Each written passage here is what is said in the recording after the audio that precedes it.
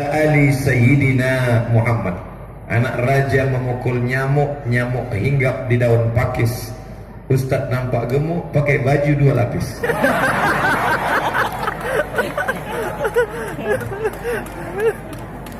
Saya mohon izin kepada Abu, pada Abi, para Tengku, berkhusus Bapak Bupati beserta segenap jajaran, Bapak Dandim, Bapak Kapolres, hadirin hadirat, muslimin muslimat, Bapak Ibu yang hadir ini semuanya mendapatkan pahala jihad fi sabilillah.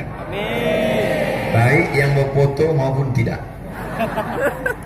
Man kharaja fi talabil ilmi, siapa yang keluar rumah dengan niat menuntut ilmu, fahuwa fi sabilillah, maka dia dapat pahala jihad fi sabilillah hatta yarji'a, sampai dia pulang ke rumah. Yang sudah bersusah payah memasang tenda, memasang pentas, menyusun kursi, maka ini semua tetes peluh keringatnya dibalas Allah Subhanahu wa taala. Amin ya rabbal alamin. Biasanya kadang-kadang dalam sebuah acara sengaja bupati mengutus orang untuk membacakan kata sambutan.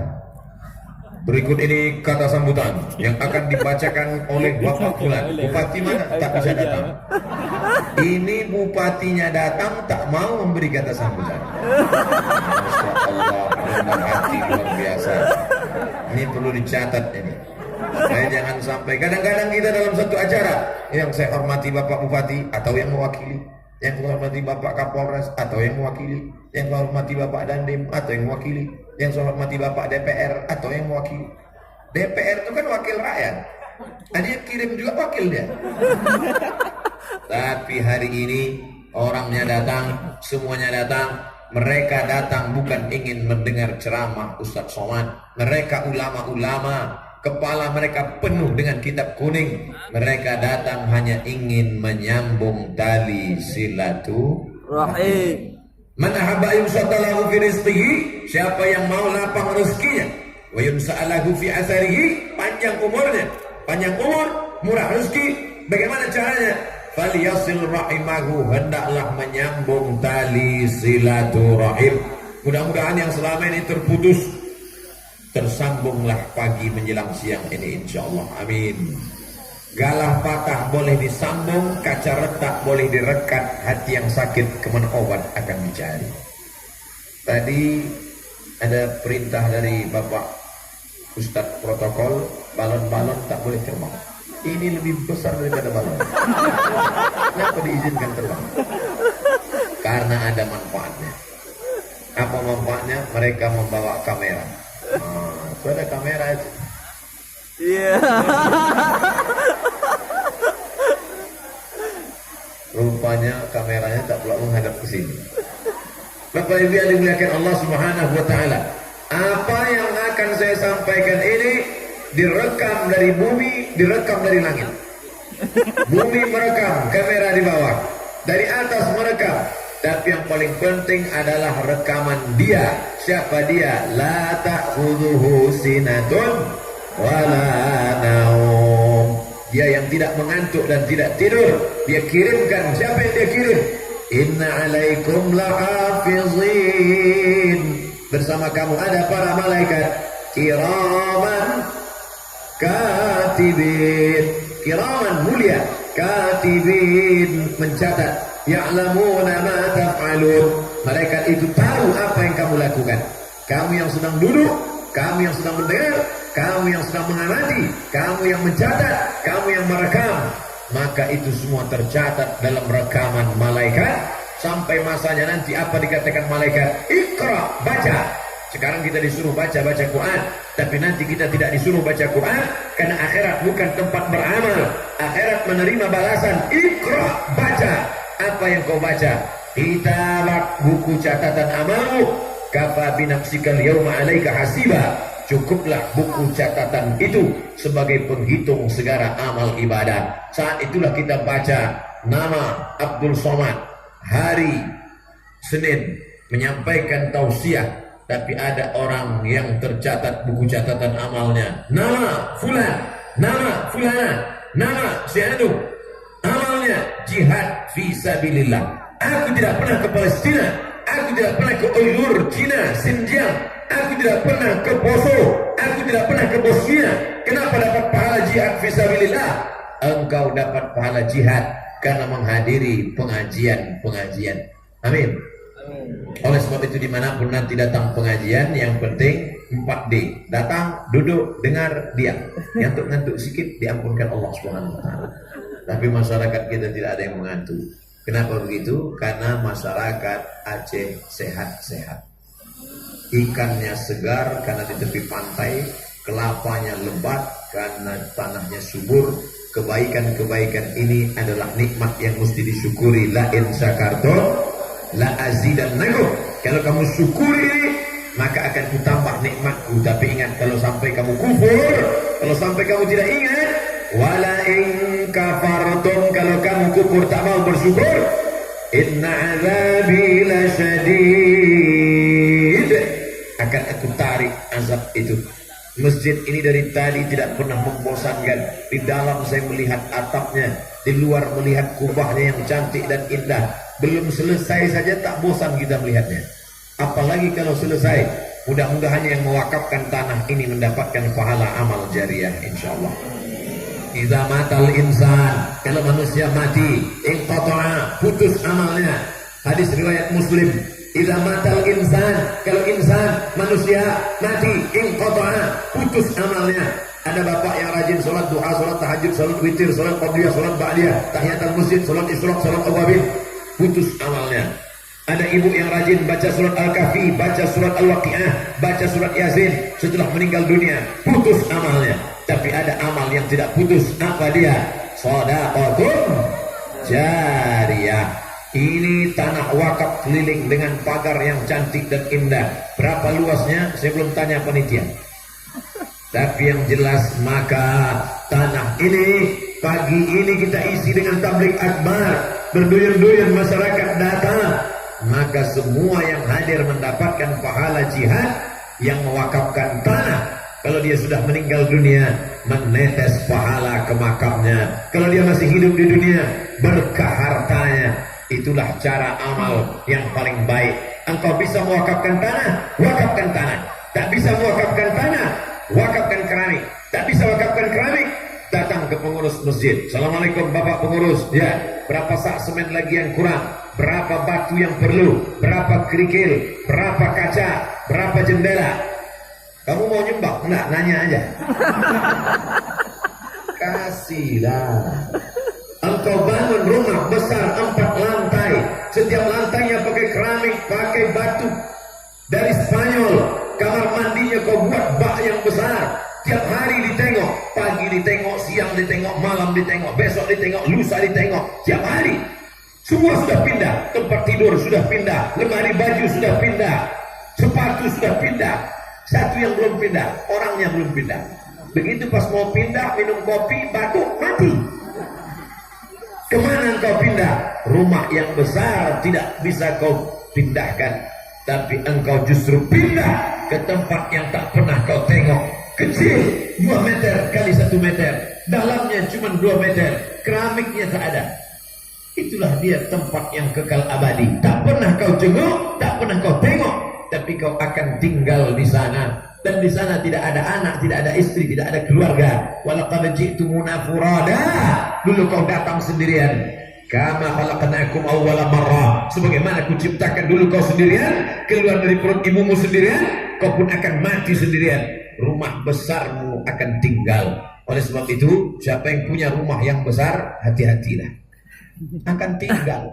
Lalu rumah yang besar itu akan dibagi-bagi oleh istrimu dan anakmu. Mereka bagi menjadi harta warisan. Istri mendapat 1/8 kalau ada anak. Kebetulan rumah itu harganya 2 miliar. Ibu dapat 1/8, 250 juta bulan untuk ibu. Sisanya akan dibagi kepada ahli waris. Kalau anakmu dididik agama, anakmu sekolah di daerah, anakmu baca kitab, malam dia sholat tahajud berdoa, Rabbil firli wali walidayya warhamhuma kama rabbayani shaghira. Mengalir ke makam. Tapi kalau anakmu suka karaoke, lagu dangdut, lagu metal, lagu pop, maka dikirimnya lagu Kiong Racun Kucing Garong Kabika Sikabikang Kucu Tahi. Siap-siaplah kau mendapatkan itu semua di alam kuburmu. Tapi kalau anakmu kau kirim ke tabligh akbar, kau kirimkan kepada para abu, para abi, belajar di pesantren, belajar di daya, mereka baca kitab kuning, maka mereka akan mendapatkan pahala mengalir kepada engkau. Inilah gunanya kita berkumpul pagi ini, supaya kita cerdas. Karena HP-nya sudah cerdas. Apa nama HP-nya? Smartphone. Smartphone artinya HP yang cerdas. Yang punya HP goblok. Siapa itu yang cerdas? Orang yang cerdas bukan S1, S2, S3, profesor, doktor. Orang yang cerdas bukan yang IQ-nya tinggi. Orang yang cerdas mandana nafsahu, siapa yang mengendalikan hawa nafsunya. Wa amila lima ba'dal maut, dia beramal apa yang akan dipanen setelah mati. Kau bangun rumah besar-besar tinggal, tapi kalau kau bangun rumah biasa saja, anggaran semennya, anggaran keramiknya, anggaran kacanya kau pindahkan ke masjid kita, itulah yang akan kekal abadi. Abdul Somad berfoto di masjid ini tahun 2018, belum selesai. 5 tahun lagi Ustaz Somad datang kemari, orang berkata, dulu Ustaz Somad kemari masih belum dicat. Yang dicat baru kubahnya saja, warna hijau dan kuning emas, tulisan Allah, Allah, Allah. Kemana mata memandang Allah, Allah. Tulisan bendera la ilaha illallah Muhammadur Rasulullah. Apa yang sering kau lihat, apa yang sering kau pandang, apa yang sering kau dengar, itulah yang akan datang nanti waktu sakaratul maut. Makanya yang paling afdal zikir, afdalul zikri fa'lam annahu la ilaha illallah. Yang paling sering kau sebut la ilaha illallah, yang paling sering kau dengar la ilaha illallah, yang paling sering kau ucapkan la ilaha illallah. Bapak pulang ke rumah, istrinya ngamuk-ngamuk, ibu, bapak jangan berkelahi, bapak jangan marah, cukup bapak zikirkan saja ibu itu la ilaha illallah, supaya setannya pergi. Kalau tak percaya coba nanti, jangan sekarang, pulang dari sini. Bapak ibu yang dimuliakan Allah Subhanahu wa taala, dari mana dalilnya Pak Ustadz bahwa la ilaha illallah bisa ngusir setan? Dengarkan azan baik-baik, sambut seruan azan. Dalam kitab Sahih Al-Bukhari, ketika azan berkumandang, muazzin mengumandangkan azan dari masjid kita yang megah dan mewah. Allahu Akbar, Allahu Akbar. Suara anjing melonglong. Kenapa anjing bersuara mendengar azan? Karena ketika azan dikumandangkan, setan lari, lintang pukang tunggang langgang. Lari kenapa? Karena ketakutan mendengar suara azan. Makanya kalau ada mikrofon, masjid kita ada toa besar, sebelah kanan 3, sebelah kiri 3. Karena beberapa masjid sudah tidak pasang lagi, ketakutan. Masjid kita masih pasang, 3 di kanan, 3 di kiri. Di depan sana pasang lagi, bagus. Kalau ada nanti yang dekat-dekat masjid terganggu, saya terganggu mendengar suara azan, berarti setan. Hanya setan saja yang terganggu dengan azan. Saudara yang dimuliakan Allah Subhanahu wa taala. Oleh sebab itu maka latih anak-anak kita dalam rangka Maulid Nabi Muhammad sallallahu alaihi wasallam, musabaqah lomba azan. Maulid sudah lewat Pak Ustaz. Rabiul Awal, Rabiul Akhir, Jumadil Ahad, Jumadil Akhir. Rajab 27 Rajab nanti apa itu? Isra Mi'raj. Dalam rangka Isra Mi'raj, lomba azan, lomba imam. Masjidnya sudah bagus, tanah wakaf sudah banyak, isi dengan apa? Lomba azan. Siapa muazzin subuh tadi di Loksmawi? Masya Allah. As-salatu khairum minan naum. Ramai orang datang. Kadang-kadang masyarakat tidak bisa kita salahkan. Kenapa kau tidak mau ke masjid? Suara azannya salah. Kadang-kadang yang azan ini suara terakhir. Allah. Kita yang mendengar pun khawatir. Jangan-jangan tak sampai selesai. Jangan-jangan ada yang menyambung di tengah jalan. Imamnya pun tak menarik. Bismillahirrahmanirrahim. Banyak pula batuk daripada ayat lagi. Oleh sebab itu nanti lomba azan Kabupaten Aceh Utara, juara 1, 2, dan 3 akan berangkat umroh. Setuju? Duitnya dari mana? Yang kaya-kaya Kalau kau kaya banyak duit, sawahmu luas, kebun kelapamu banyak, pinang, bukan kau kaya bolak balik ke Makkah. Ke Makkah kau cukup sekali saja, haji sekali, umrah sekali. Kalau duitmu banyak, kasihkan duit itu anak-anak yang lomba azan, lomba jadi imam. Anak-anak kita jadi imam. Bismillahirrahmanirrahim. Alhamdulillahi rabbil alamin. Ar-Rahmanir-Rahim. Malik yaumiddin. Iyyaka na'budu wa iyyaka nasta'in. Orang pun datang ke masjid berduyun-duyun. Suara siapa tadi imamnya? Mohon maaf Pak Ustadz, itu flash disk. Sekarang yang kita dengar ini suara VCD, suara flash disk, suara kaset. Dulu asli orangnya. Oleh sebab itu membangun masjid, lanjutkan, mantap. Mewakafkan tanah, hebat. Kira-kira Bapak Bupati sudah membangun berapa masjid? Mohon maaf Ustadz Somad, saya tidak membangun masjid, saya membangun daya. Untuk apa Pak Bupati bangun daya? Kalau bangun masjid sudah banyak, tapi kalau bangun daya, maka orang akan memasukkan anaknya ke daya. Anak-anak yang tamat daya itu mereka yang akan membangun masjid di masa depan. Takbir. Allah. Cerdas, cermat. Dibangun masjid banyak-banyak. Bapak Ibu, bukan menyepelekan. Kami pergi penggalangan dana untuk Palestina. Ustaz Somad, ya, bisa Ustaz ceramah untuk Palestina? Oke, I'm coming. Saya pun ikutlah. Jam 4 kita berangkat Ustaz. Oke, jam 4 kita berangkat. Sebelum azan subuh. Iya, jam 4 kami berangkat. Sampai 1 jam naik mobil, tengok jam 5, terdengar suara azan. Allahu Akbar, Allahu Akbar. Kita udah dekat masjid Pak. Mohon maaf Pak Ustaz, itu suara dari mana? HP Samsung. Sampai kami di masjid, kami hidupkan lampu kaca depan, melihat pintu masjid digembok. Subuh. Tempatnya Pak Ustaz tak boleh diceritakan, menjaga kode etik jurnalistik. Jadi gimana nih? Gak mungkin kita sholat di luar. Kita lanjutkan. Setengah jam kami lanjut, dapat lagi masjid. Alhamdulillah udah ketemu masjid. Iya, ayo. Nampaknya mereka udah sholat Ustaz, lampu sudah mati. Biar aja kita sholat kloter kedua. Begitu kami lihat, dikunci lagi. Kenapa mereka tidak tulis saja di pintunya Masjid Al-Ikhlas, maaf buka Jumat saja. Dikunci dua masjid sudah. Tadi apa kata Nabi Sallallahu Alaihi Wasallam? Kalau sampai di suatu kampung itu masjidnya kosong, tidak dilaksanakan sholat berjamaah, istahwadat alaihimus syayatin. Satu kampung itu dikuasai setan. Curau, langgar, musala, masjid kosong, tak ada sholat berjamaah. Satu kampung itu dikuasai setan. RT-nya kesetanan, RW-nya kesetanan, kadesnya kesetanan, camatnya kesetanan. Bupati jangan sebut ada di sini. Oleh sebab itu Masya Allah, kita bangga hari ini. Masjid kita tidak digembok. Kenapa? Pintunya tak ada.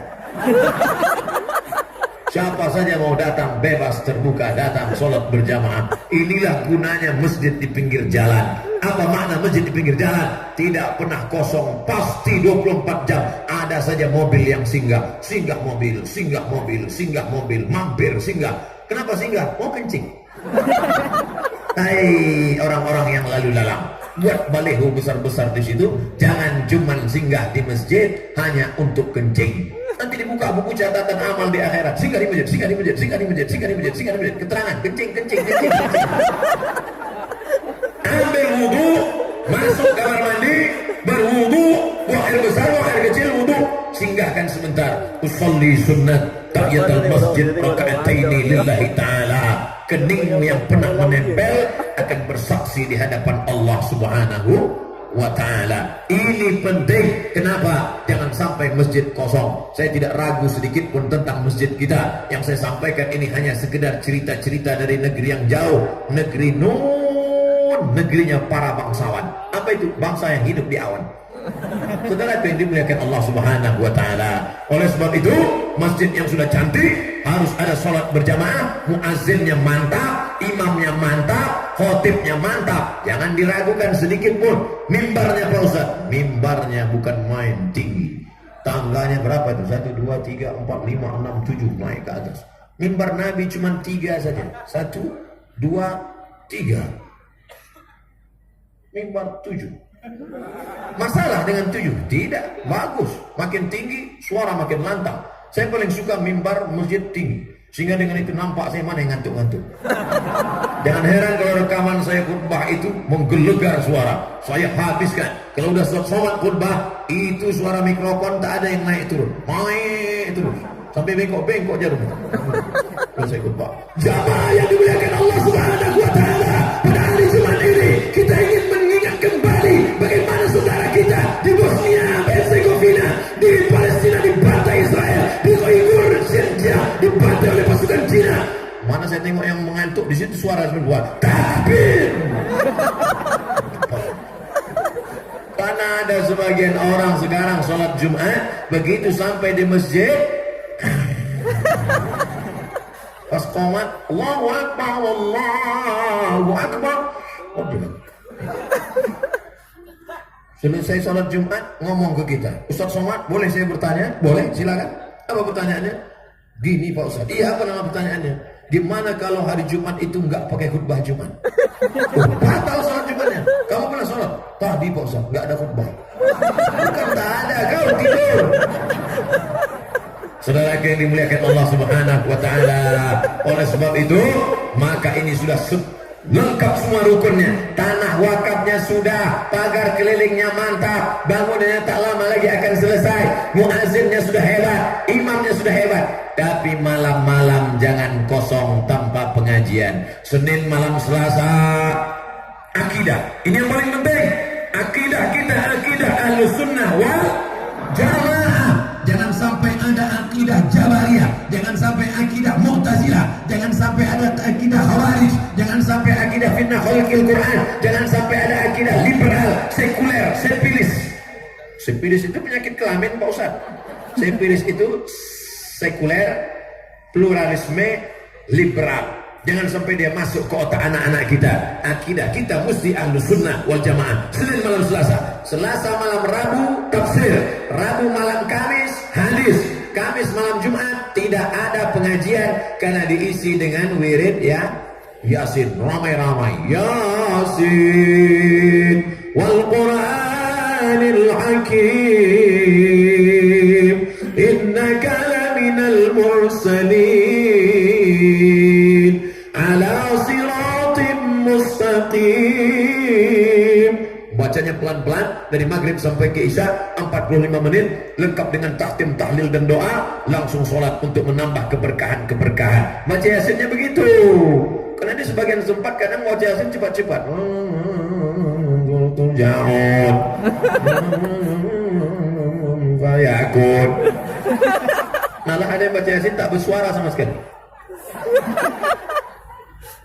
Baca Yasin sendirian lancar.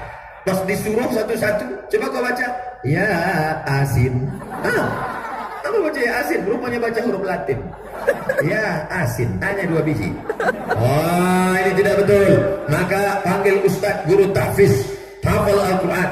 Mereka yang hafal Al-Quran hebat. Ada yang hafal 30 juz, ada yang juz 30.